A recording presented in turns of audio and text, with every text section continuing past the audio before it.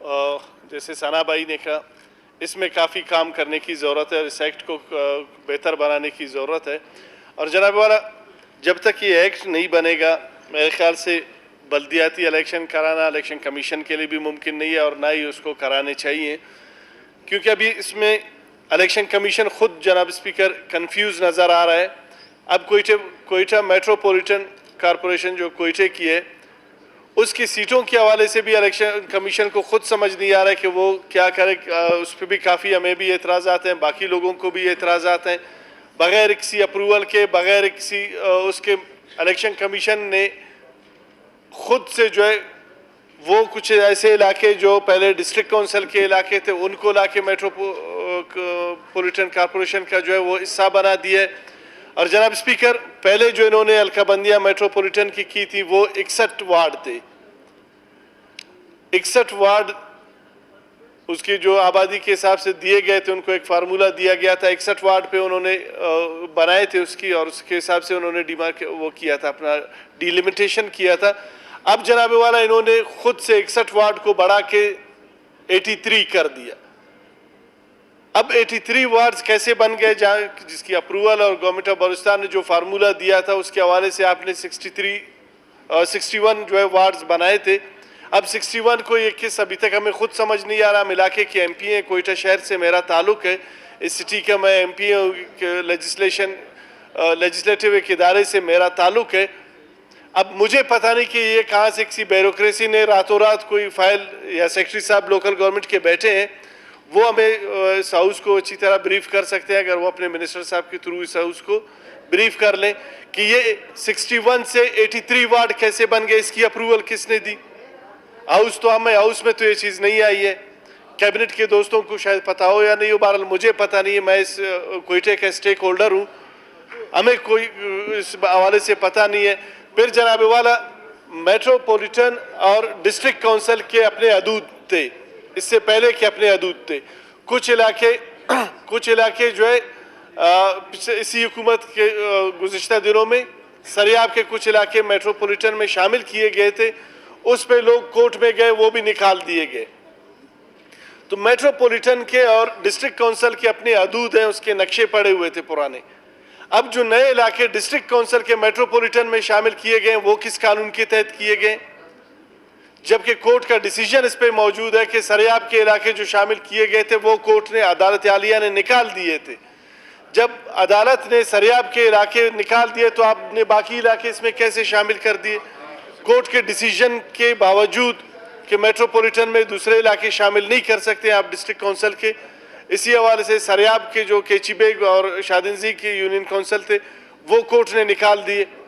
अब ये इलाके जो नए शामिल किए गए ये किस कानून के तहत किए गए, किसकी अप्रूवल से किए गए, अभी तक कुछ पता नहीं। या ये इलेक्शन कमीशन इतना खुदसर हो गया कि वो अपने हवाले से कर रहे हैं। अब वार्डों की तकसीम कुछ इस तरह, किली इस्माइल के कुछ इलाके की मखसूस कुछ गलियां, कुछ एरिया उसका किली इस्माइल है, उसके बीच में किली शाबो है, इस किली शाबो से भी जंप करके किली अलमो में डाल दिए गए। 3-4 गलियां किली इस्माइल की वो जो है वो किली अलमो के साथ मिला दिए। अब ये बीच में शाबो को छोड़ के आपने अलमो के साथ, अगर ठीक है आपने मिलाना है किली शाबो के साथ मिला लो, किली इस्माइल को मिलाना है उदय के साथ मिला लो जो एक दूसरे के साथ टच है। अभी आपने ये इलाका उठाया बीच में पूरी 1-2 वार्ड को छोड़ के आगे ले जाके चौथे वार्ड पे लगा दिया।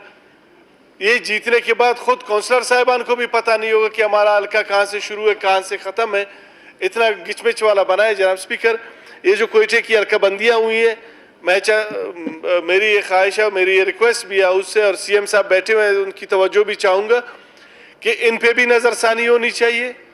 और पूरे बलूचिस्तान में जैसे अमल ने कहा, ऐसे वार्ड बना दिए जिसमें एक वोटर भी नहीं है, ऐसे वार्ड हैं जिसमें सिर्फ वोटर होगा और उसका तस्दीक कुनिंदा और तायद कुनिंदा होगा, वोटर खुद नहीं होगा, उम्मीदवार, तस्दीक कुनिंदा और तायद कुनिंदा, ये 3 बंदे उस कंस्टिट्यूंसी में, वोटर कोई नहीं।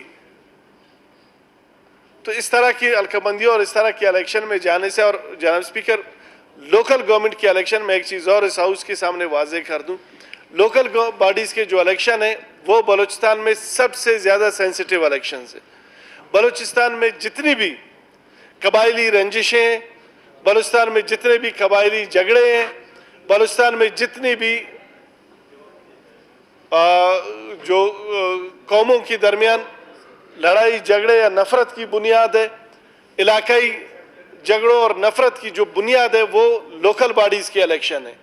आप बलूचिस्तान की हिस्ट्री उठाकर देख लें, जितनी भी जंगें हुई हैं, जितना भी कत्ल गारतगिरी हुई है, और आज तक जितने भी कबायली मसले मुख्तलिफ कबाइल के दरमियान जो खूनरेज़ तसादुम जो चल रहा है, उसकी भी आप हिस्ट्री उठाकर देख लें, बुनियाद सबका जो है यही लोकल बॉडीज़ इलेक्शंस है। अब इसमें अगर हम इस तरह के इन चीज़ों को देखकर हम नहीं करेंगे तो इस लोकल बॉडी इलेक्शन में मेरे ख्याल से हम एक और कुश्त और खून और एक लड़ाई झगड़ों का एक ना ख़त्म होने वाला सिलसिला शुरू करने जा रहे हैं।